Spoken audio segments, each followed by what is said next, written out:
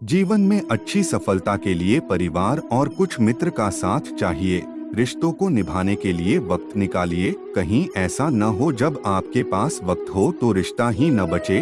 वह जो इस ज्ञान में विश्वास नहीं रखते, मुझे प्राप्त किए बिना जन्म और मृत्यु के चक्र का अनुगम करते हैं। लोग आपके अपमान के बारे में हमेशा बात करेंगे। सम्मानित व्यक्ति के लिए अपमान मृत्यु से भी बदतर है। जो दूसरों की तकलीफों को समझते हैं, जिनमें दया है, दिल से अच्छे हैं, उन्हें दोबारा जन्म लेना नहीं पड़ता। दिव्यता केवल शक्तिशाली होने में नहीं, बल्कि वास्तविक दिव्यता दूसरों में शक्ति जागृत करने में है। मन की गतिविधियों, होश, श्वास और भावनाओं के माध्यम से भगवान की शक्ति सदा तुम्हारे साथ है। जीवन में वाणी को संयम में रखना अनिवार्य है, क्योंकि वाणी से दिए हुए घाव कभी भरे नहीं जा सकते। जब हम स्वयं जीवन के शिल्पकार हैं, तो चलो हम अपनी मुश्किलों को हराते हैं, जीवन में मुस्कुराते हैं। एक बार माफ करके अच्छे बन जाओ, पर दोबारा उसी इंसान पर भरोसा करके बेवकूफ कभी न बनो। न हार चाहिए, न जीत चाहिए। जीवन में आधे दुख इस वजह से आते हैं क्योंकि हमने उनसे आशाएं रखी जिनसे हमें नहीं रखनी चाहिए थी। जीवन में समय चाहे जैसा भी हो, परिवार के साथ रहो। सुख हो तो बढ़ जाता है और दुख हो तो बट जाता है। इस संसार में मूर्ख व्यक्ति, अधर्मी, अज्ञानी व नास्तिक प्रकृति का व्यक्ति मेरी शरण स्वीकार नहीं कर सकता।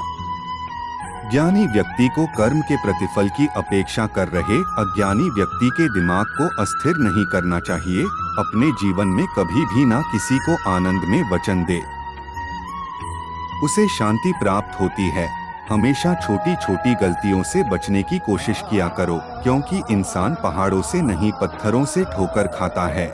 शांति से भी दुखों का अंत हो जाता है और शांत चित्त मनुष्य की बुद्धि शीघ्र ही स्थिर होकर परमात्मा से युक्त हो जाती है।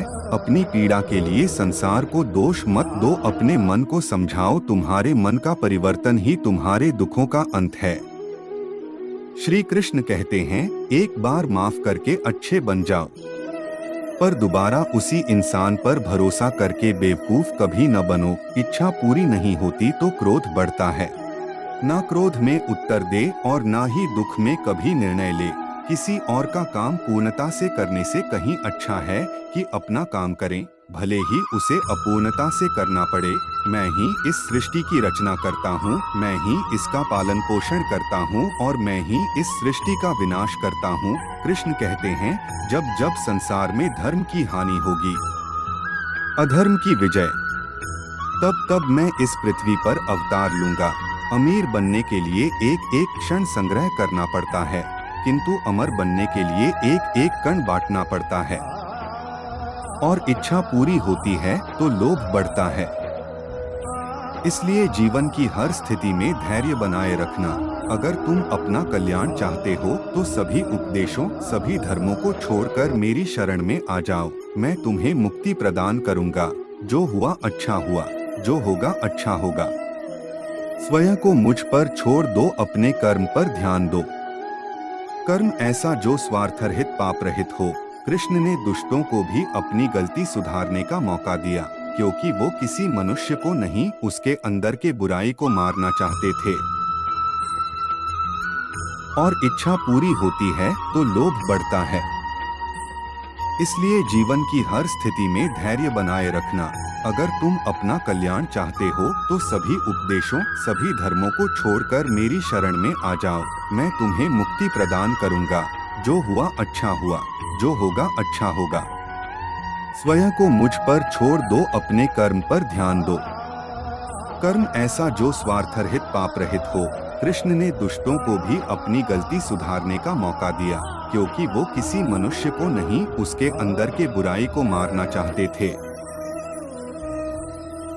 संदेह की स्याही से संबंध के पृष्ठ पर कभी शुभ अंकित नहीं होता, इसलिए अपने मन के विचार और संबंधों का आधार दोनों ही शुभ रखें। मोहग्रस्त होकर अपने कर्तव्य पथ से हट जाना मूर्खता है, क्योंकि इससे ना तो तुम्हें स्वर्ग की प्राप्ति होगी और ना ही तुम्हारी कीर्ति बढ़ेगी। इस भौतिक संसार का यह नियम है, जो वस्तु उत्पन्न होती है कुछ काल तक रहती है, अंत में लुप्त हो जाती है, चाहे वे शरीर हो या फल हो।